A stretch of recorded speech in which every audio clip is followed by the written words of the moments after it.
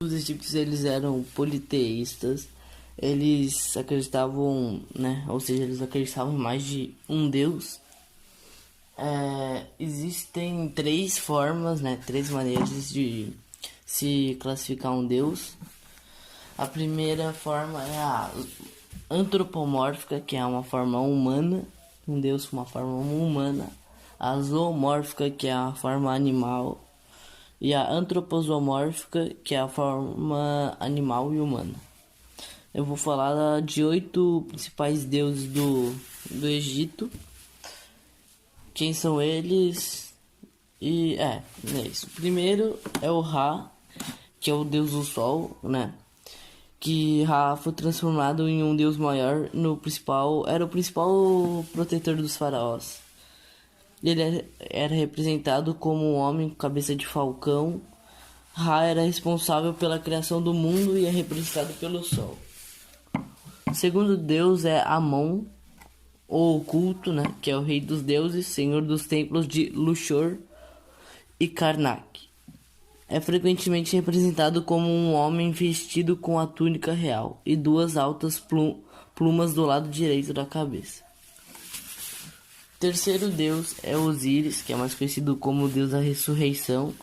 Osíris é um dos principais e mais importantes deuses dos egípcios. Ele era representado pelo rio Nilo, né? Os egípcios acreditavam que uma vez por ano o Osíris ele morria e ressuscitava.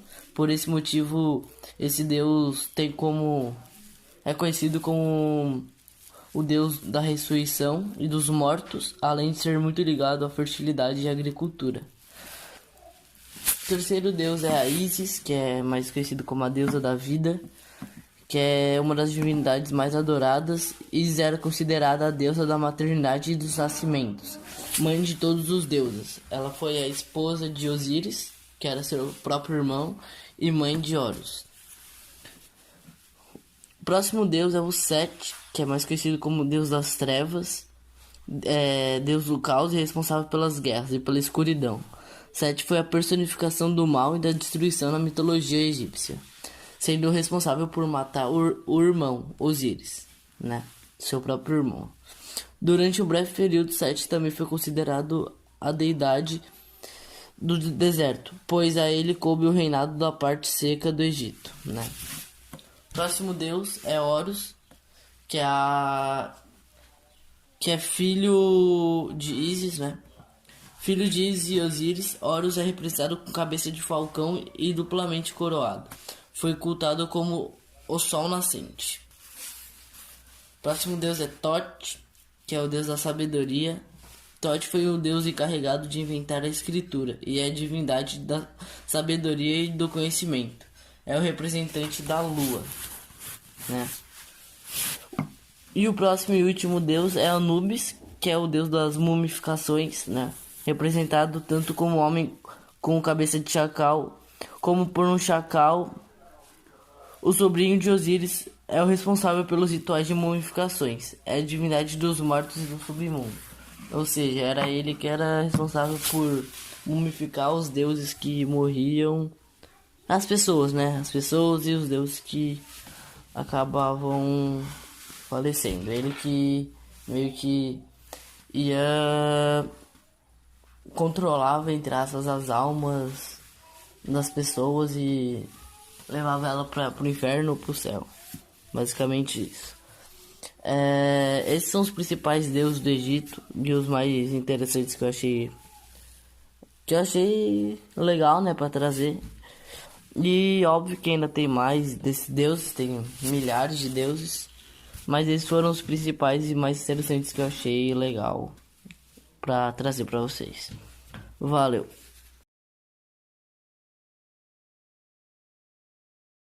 Então agora eu vou estar apresentando duas lendas muito conhecidas no Egito Antigo. A primeira é a lenda de Horus, que é o deus da vingança. Horus era filho de Osíris e Ísis, e de acordo com o famoso mito, ele vingou o assassinato de seu pai, matando seu tio Sete e se tornando o novo rei do Egito.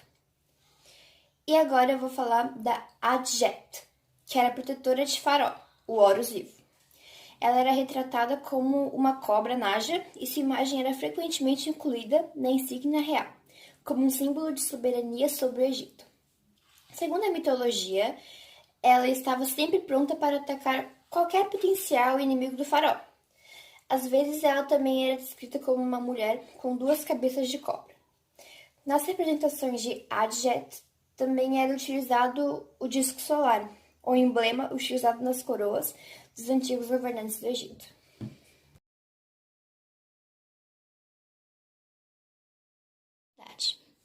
A Grande Pirâmide de Gizé foi construída com 8 lados, e não 4, como a maioria. E apesar de muitos estudos realizados, ainda há passagens inexploradas no interior dessa pirâmide.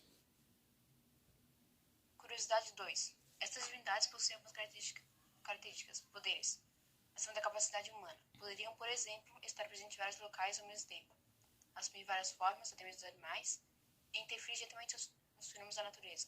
As cidades do Egito Antigo possuíam um deus protetor, que recebia oferendas e pedidos da população local. Curiosidade 3. Além de provenientes crenças animistas, os antigos egípcios faziam incorporação de características de deuses e animais. Isso tinha também a importância de demonstrar o amor à divindade. Se um deus estava enfurecido, sua cabeça era representada com a cabeça de um leão. Quando estava calmo, ele podia ser representado com a cabeça de gato.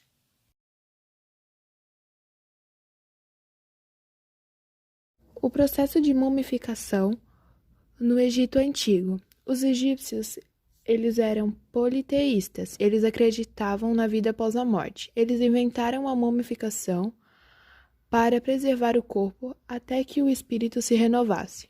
As múmias eram preparadas por sacerdotes especiais, utilizando facas afiadas.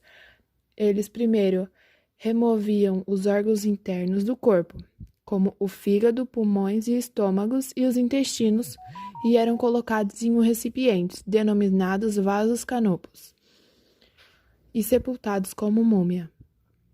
O coração, tido como centro da inteligência, ficava no lugar. O cérebro era, em geral, descartado.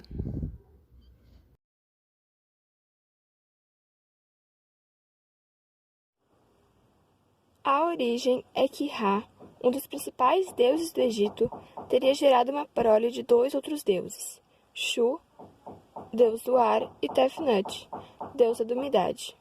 E deles surgiram Geb, deus da terra, e Nut, deusa dos céus.